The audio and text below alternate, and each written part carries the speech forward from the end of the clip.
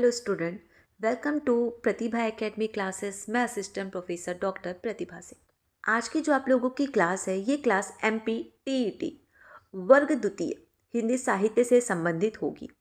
जैसा कि आप सभी को पता है कि माध्यमिक शिक्षक चयन परीक्षा द्वारा हिंदी साहित्य का नया पाठ्यक्रम जारी किया गया है और जो नया पाठ्यक्रम जारी हुआ है, इस नए पाठ्यक्रम में कम से कम 45% हिंदी साहित्य के नए पाठ्यक्रम को जोड़ा गया है।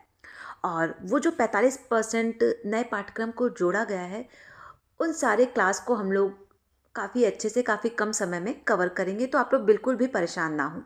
और आप लोग के पाठ्यक्रम में जो 11 से लेकर 19 तक जो नई इकाई जोड़ी गई है, उन सारे इकाइयों को मैं आप लोगों को काफ़ी आराम से कंप्लीट करवा दूंगी। आप लोग इसके लिए बिल्कुल भी परेशान ना होएं। और जिन बच्चों को नहीं पता है कि आप लोगों का ये एग्ज़ाम कब होगा, तो इसे भी मैं आप लोगों को बता देती हूँ कि आप लोगों का ये एग्ज़ाम 20 मार्च को होगा। ठीक है, तो समय काफ़ी कम रह गया है और ज़्यादा से ज़्यादा हम लोग जो भी इम्पोर्टेंट होगा उसे कम से कम समय में कवर करने की पूरी कोशिश करेंगे। तो आज की जो क्लास होगी आप लोगों की, वो आप लोगों के इकाई 11 से संबंधित होगी। ठीक है, इकाई 11 में आप लोगों के 3 उपन्यास जुड़े हैं। उसमें से जो सबसे महत्वपूर्ण उपन्यास है वो है मुंशी प्रेमचंद का गबन उपन्यास। ठीक है, तो इस उपन्यास के जो मोटे मोटे पॉइंट्स है उसे हम लोग पढ़ेंगे और अंत में इस उपन्यास का क्या कथानक है उसे भी देखेंगे। और कथानक इसलिए भी पढ़ेंगे क्योंकि कथानक पढ़ने के बाद इस उपन्यास की क्या पृष्ठभूमि है वो आपको काफ़ी अच्छे से याद हो जाएगा। तो चलिए क्लास को स्टार्ट करते हैं। और जो भी स्टूडेंट इस क्लास को पहली बार देख रहे हैं, वो इस क्लास को अपने दोस्तों के साथ शेयर करना और चैनल को सब्सक्राइब कर बेल आइकॉन प्रेस करना ना भूलें, जिससे आप सभी को आने वाले क्लास की अपडेट और नोटिफिकेशन मिलती रहे। और आज की क्लास में मैं जो PDF आप लोगों को पढ़ाऊंगी, ये PDF फ्री ऑफ कॉस्ट आप लोगों को मेरे टेलीग्राम चैनल पे देखने को मिल जाएगा, जिसका लिंक मैंने कमेंट बॉक्स में पिन कर दिया है। और बाकी के जो भी यूनिट्स आप लोगों के टॉपिक में शामिल है, जैसे हिंदी साहित्य का इतिहास, प्रमुख नाटक, पत्र पत्रिकाएं, इनसे संबंधित भी मैंने कई सारे वीडियोस अपने चैनल पर बनाए हैं, तो एक बार आप लोग उन वीडियोस को भी ज़रूर देख लीजिएगा। तो चलिए क्लास को स्टार्ट करते हैं। तो आज की क्लास में हम लोग मुंशी प्रेमचंद का प्रसिद्ध उपन्यास गबन उपन्यास को पढ़ेंगे। तो चलिए गबन उपन्यास को पढ़ना प्रारंभ करते हैं। गबन उपन्यास की समीक्षा के माध्यम से हम गबन उपन्यास की कथा वस्तु, प्रमुख समस्याएं, उपन्यास की विशेषता व उद्देश्य, उपन्यास की भाषा शैली आदि पक्षों को देखते चलेंगे। साथ ही गबन उपन्यास के प्रमुख पात्रों की चर्चा करते हुए नायक नायिका का चरित्रांकन करेंगे। तो आज की इस क्लास में गबन उपन्यास से संबंधित जितने भी महत्वपूर्ण तथ्य हैं वो आप लोगों के पूरे कवर हो जाएंगे। तो हम लोग क्लास में क्या देखेंगे, इस उपन्यास की क्या कथा वस्तु है, मुख्य समस्या क्या है, उपन्यास की विशेषता क्या है, उपन्यास की भाषा शैली क्या है, प्रमुख पात्र कौन कौन से हैं और नायक नायिका का चरित्र किस प्रकार का है। ठीक है, और इन्हीं सारे टॉपिक से ही प्रश्न पेपर में पूछे जाते हैं। आगे देखते हैं। सबसे पहले हम लोग लेखक का परिचय देखेंगे। गबन उपन्यास मुंशी प्रेमचंद द्वारा रचित एक यथार्थवादी उपन्यास है। अब यहीं पे एक प्रश्न तैयार हो जाता है कि गबन उपन्यास किस प्रकार का उपन्यास है। तो एक यथार्थवादी उपन्यास है। गबन उपन्यास 1931 में प्रकाशित हुई थी। ठीक है, तो प्रकाशन वर्ष आप लोग ध्यान में रखिएगा। निर्मला उपन्यास के बाद प्रेमचंद जी ने इसकी रचना की। एक तरह से यह निर्मला उपन्यास की अगली कड़ी के रूप में हिंदी संसार में कीर्तिमान स्थापित किए हुए है।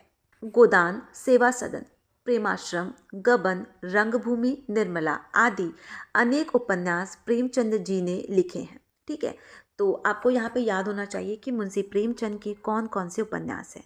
गोदान, सेवा सदन, प्रेमाश्रम, गबन, रंगभूमि, निर्मला आदि। ठीक है, मुंशी प्रेमचंद का जन्म 1880 और मृत्यु 1936 में हुआ। प्रेमचंद का जन्म बनारस के लम्ही नामक गांव में हुआ था। 1910 में इन्होंने उर्दू में पहली कहानी संग्रह सोजे वतन नाम से प्रकाशित करवाया। तो यहाँ पर आपको क्या क्या ध्यान रखना है कि मुंशी प्रेमचंद का जन्म कब हुआ, कहाँ पर हुआ। ठीक है, और उर्दू में सबसे पहले कौन सी कहानी संग्रह प्रकाशित हुई थी, तो वो है सोजे वतन। मुंशी प्रेमचंद उर्दू में जो लेखन कार्य किया करते थे वो नवाब राय के नाम से किया करते थे। ठीक है, और ये प्रश्न भी कई बार पूछा जा चुका है कि मुंशी प्रेमचंद उर्दू में किस नाम से रचनाएं किया करते थे, तो नवाब राय के नाम से किया करते थे। और हिंदी में जब इन्होंने लेखन कार्य प्रारंभ किया तो प्रेमचंद के नाम से लिखने लगे। प्रेमचंद जी ने 300 से ज़्यादा कहानियाँ लिखी। प्रेमचंद की रचनाओं में विविध प्रसंग, वैचारिक लेखों का हमें संकलन देखने को मिलता है।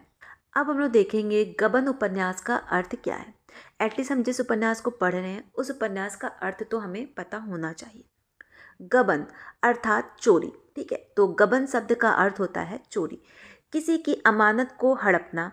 इस शब्द का प्रयोग विशेषकर सरकारी खजानों की चोरी के लिए प्रयुक्त होता है। आपने सुना होगा, न्यूज़ में खबरें आती हैं, फला व्यक्ति ने की इतने रुपयों का गबन किया। यही वह शब्द है। आगे देखिए, गबन उपन्यास की विशेषता या उद्देश्य, कि इस उपन्यास को लिखने के पीछे लेखक का क्या उद्देश्य था, ठीक है। यह यथार्थवादी उपन्यास है, अतएव यह जीवन की असलियत की छानबीन गहराई से करता है। समाज में व्याप्त भ्रम को दूर कर पाठक को नई प्रेरणा यह उपन्यास प्रदान करता है। गबन उपन्यास में नारी समस्याओं को व्यापक भारतीय परिप्रेक्ष्य में रखकर देखा गया है।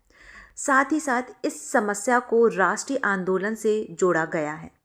पांचवा है, समाज में रहने वाला हर व्यक्ति, चाहे वह निम्न वर्ग से सरोकार रखता हो, चाहे मध्य वर्ग से या चाहे उच्च वर्ग से, यह उपन्यास सभी का मार्गदर्शन करता है। अब हम लोग देखेंगे कि गबन उपन्यास में प्रमुख समस्या क्या क्या थी, किस पर लेखक ने ज़्यादा प्रकाश डाला है, ज़्यादा जोर डाला है। तो गबन उपन्यास में जो मुख्य समस्या थी वह थी मध्यवर्गीय प्रदर्शन प्रियता। दूसरी थी स्त्रियों की आभूषण प्रियता। तीसरा है पुरुषों की अहम प्रवृत्ति। चौथा है गृह कलंक का पतन। पांचवा है व्यक्ति का दुर्बल चरित्र। और इससे आप लोग याद रखिएगा, प्रश्न पूछ लेगा इनमें से गबन उपन्यास की क्या समस्या थी या फिर इनमें से कौन सी समस्या नहीं है, तो आप लोग को पता होना चाहिए कि गबन उपन्यास में किन किन समस्याओं पर प्रकाश डाला गया है। आगे देखेंगे। अब हम लोग देखेंगे गबन उपन्यास के पात्र, और पात्रों से एग्जाम में हमेशा प्रश्न पूछे जाते हैं, तो इस पर आप लोग जरूर फोकस कीजिएगा। गबन उपन्यास का नायक रामनाथ है, ठीक है। प्रश्न आ जाएगा कि गबन उपन्यास का नायक कौन है, तो रामनाथ है। नायिका जल्पा। उपन्यास के निम्न पात्रों को अब हम लोग देखेंगे। रामनाथ नायक है, जल्पा नायिका है। दीनदयाल जल्पा के पिता हैं, दयानाथ रामनाथ के पिता हैं। रामेश्वरी, और ये जो रामेश्वरी वाला है ये प्रश्न यूजीसी नेट में भी पूछा जा चुका है कि रामेश्वरी किस उपन्यास की नारी पात्र है, तो आपको पता होना चाहिए कि ये गबन उपन्यास की नारी पात्र है। बाकी जो अन्य पात्र हैं उन्हें भी हम लोग देख लेते हैं। बिसाती वाला, मनकी, सराफ वाला, राधा, सहजादी, महाजन, सत्यदेव, गोपी, विशंभर, रमेश बाबू, चरणदास, धनीराम, रत्न, इंद्रभूषण, मणिकदास, देवी दीन, जग्गो, सेठ कोड़ीमल आदि। तो गबन उपन्यास के जो भी महत्वपूर्ण पात्र थे, क्या पृष्ठभूमि है, उसे हम लोगों ने देख लिया। अब हम लोग देखेंगे गबन उपन्यास का कथावस्तु, ठीक है। गबन उपन्यास का प्रारंभ एक बिसाती वाले से होता है, ठीक है, जो चमकती धमकती चीज़ें दिखाता है।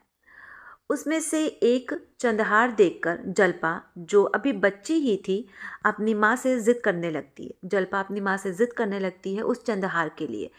जब जल्पा बच्ची रहती है तभी उसको वो जो चंद्रहार होता है बचपन से ही उसे काफ़ी पसंद होता है।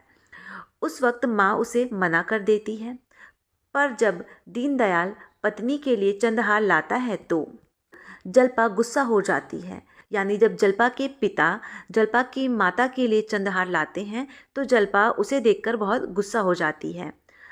माँ के यह कहने पर कि उसका हार तो ससुराल से आएगा, वह खुश हो जाती है, और यहीं से उपन्यास की आभूषण प्रियता की समस्या प्रारंभ होती है। अब ये जो छोटा सा पैराग्राफ था, इसी पैराग्राफ से आप लोगों को इस पूरे उपन्यास की पृष्ठभूमि समझ में आ गई होगी। जो जल्पा होती है वो अपने माँ के साथ एक सोनार की दुकान पर जाती है, और वहाँ पर उसकी माँ कुछ चीज़ें ले रही होती हैं। तभी जल्पा की नज़र एक हार पर पड़ती है जो कि चंद्रहार रहता है, और जल्पा जब छोटी सी बच्ची रहती है तभी वो जिद करने लगती है कि मुझे वो हार चाहिए। और कुछ दिनों बाद जब जल्पा के पिता जल्पा की माता के लिए वो हार लेकर आते हैं तो जल्पा ये देख के काफ़ी क्रोधित हो जाती है, क्योंकि छोटी सी बच्ची रहती है और उसकी माँ उसको उस हार के लिए मना कर देती है। पर जब वो देखती है कि उसके पिता उसकी माता के लिए वही हार लेकर आ रहे हैं तो वो काफ़ी क्रोधित हो जाती है। तभी उसकी माँ जल्पा को मनाने के लिए बोलती है कि तुम्हारा चंद्रहार तुम्हारे ससुराल से आएगा। और यह बात सुनकर जल्पा काफ़ी खुश हो जाती है और यहीं से स्त्री की आभूषण प्रियता की कहानी प्रारंभ होती है। चलिए आगे देखते हैं। उपन्यास का नायक रामनाथ, जिसका परिवार मध्यवर्गीय प्रदर्शन प्रियता का शिकार है, उससे जल्पा की शादी हो जाती है। किंतु जल्पा को तो सिर्फ चंद्रहार से मतलब था, पर उसे वे नहीं मिलता। रामनाथ का परिवार समाज में दिखावे के जरिए सम्मान पाना चाहते थे और इस कारण कर्ज में डूब जाते हैं। एक तो जल्पा को चंद्रहार नहीं मिलता और दूसरा रामनाथ उसके बाकी गहने भी चुरा लेता है ताकि वह उससे कर्ज मुक्त हो सके। जल्पा के सारे आभूषण चोरी हो जाने से वह बिल्कुल निष्प्राण सी हो जाती है। और जो भी स्त्रियां इस वीडियो को देख रही होंगी उनको काफ़ी अच्छे से पता होगा कि स्त्रियों के लिए आभूषण कितना बहुमूल्य होता है। तो यहाँ पर ये दिखाया गया है कि स्त्रियों के लिए आभूषण कितना प्रिय होता है। जो जल्पा होती है, जब उसके आभूषण उसका पति चोरी कर लेता है तो वो किस प्रकार एकदम से निष्प्राण हो जाती है। रामनाथ की दयनीय स्थिति और हालत देखकर रमेश बाबू रामनाथ को एक अच्छी सरकारी नौकरी लगा देते हैं, जिससे वह अच्छी कमाई करने लगा और बाद में उन सरकारी रुपयों को भी जल्पा के गहने बनवाने में खर्च कर देता है। इसी बीच जो रामनाथ रहता है वो जल्पा की सहेली रत्ना के पैसे भी खर्च कर देता है।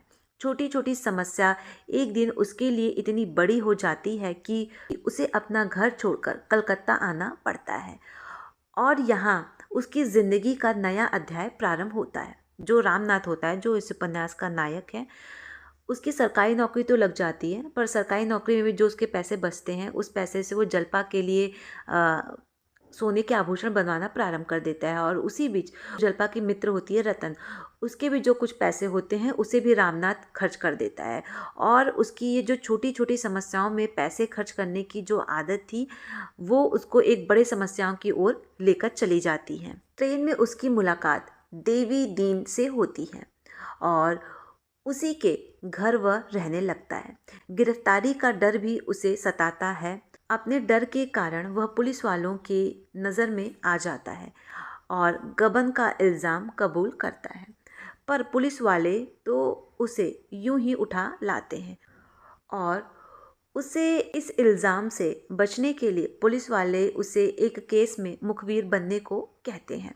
उस केस में पुलिस वाले स्वतंत्रता सेनानियों को झूठी डकैती के मामले में फंसाकर अपने तौर पर स्वाधीनता आंदोलन का दमन करना चाहते हैं। यहीं पर रामनाथ की मुलाकात जोहरा से होती है। वहाँ उसका नैतिक पतन होता है। बाद में वहाँ जल्पा भी आती है उसे ढूंढते हुए और उसके बुरे कर्मों को वे अपने श्रम से मिटाना चाहती है। उपन्यास का अंत दुखद है क्योंकि जोहरा, जिसने रामनाथ के प्रति अपने सच्चे प्रेम का परिचय दिया, जिसने जल्पा के साथ मिलकर रामनाथ को छुड़वाने में मदद की थी, उसकी मृत्यु हो जाती है। कुल मिलाकर यह उपन्यास स्त्रियों के आभूषण प्रियता से आरंभ होकर उसके त्याग व बलिदान की आत्मवेदी पर समाप्त हो जाती है। अब हम लोग देखेंगे गबन उपन्यास की भाषा शैली। गबन उपन्यास की भाषा स्पष्ट एवं सहज है। प्रेमचंद की भाषा की विशेषता यह है कि इनकी भाषा पात्रानुकूल है। शहरी पात्र की भाषा अलग और ग्रामीण पात्रों की भाषा अलग। शिक्षित और अशिक्षित पात्रों की पहचान इनकी भाषा शैली से पता चल जाता है। इस उपन्यास में प्रेमचंद ने भाषा को यथार्थ के धरातल पर उतारा है। सभी पात्र अपनी मनोदशा व परिस्थिति अनुकूल ही वार्तालाप करते हैं। आगे देखेंगे हम लोग गबन उपन्यास में जो पात्र योजना है। ठीक है, गबन एक चरित्र प्रधान उपन्यास है और इसका मुख्य धरातल मनोवैज्ञानिक है। क्या है? मनोवैज्ञानिक। प्रेमचंद गबन उपन्यास के पात्रों की योजना इस प्रकार करते हैं कि उनके पात्र अलग अलग व्यक्तित्व का प्रतिनिधि बनकर पाठकों के मन में अमिट छाप छोड़ देते हैं। गबन उपन्यास मध्य वर्ग के पतनोन्मुख व उन्नतिशील दोनों पहलुओं को उजागर करती है।